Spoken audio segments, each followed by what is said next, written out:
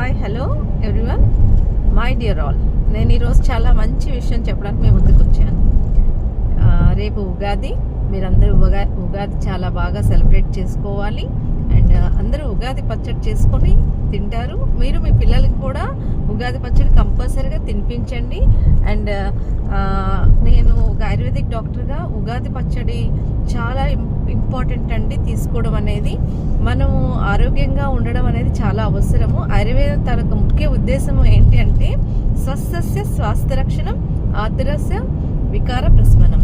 అంటే స్వస్థుడు అంటే ఆరోగ్యవంతమైన వాడు, ఆరోగ్యంగా ఉండడానికి, మరియు అనారోగ్యం ఆతురస్య అనారోగ్యంతో ఉన్నవాడు ఆరోగ్యాన్ని ఇవ్వడమే ఆయుర్వేద తరగ ముఖ్య ఉద్దేశం అండి. సో ఒక ఆయుర్వేదంలోన దినచర్య, ఋతుచర్య ఈ రెండు చాలా ఇంపార్టెంట్ అండి. అంటే మనము ఆరోగ్యంగా ఉండాలంటే మన దినచర్య డైలీ ఏం చేయాలి, ఋతుచర్య అంటే ఋతువులు మనకు 6 మీ అందరికీ తెలిసిందే. ఈ ఋతువులు మారినప్పుడు ట్రాన్సిషన్ పీరియడ్లో కూడా నెక్స్ట్ ఋతువులో కూడా ఏం చేయాలి అనేది స్పష్టంగా చెప్పబడిందండి. అందులో భాగంగానే ఈ ఉగాది పచ్చడి అనేది చాలా important.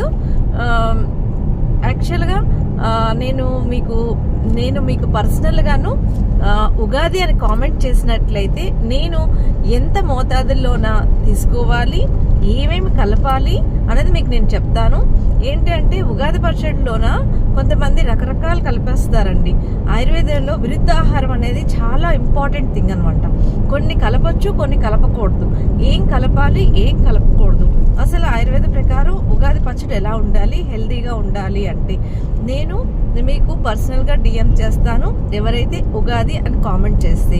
This is doctor Mahathi, MD Ayurveda, gynaecology and obstetrics. నమస్తే అండి.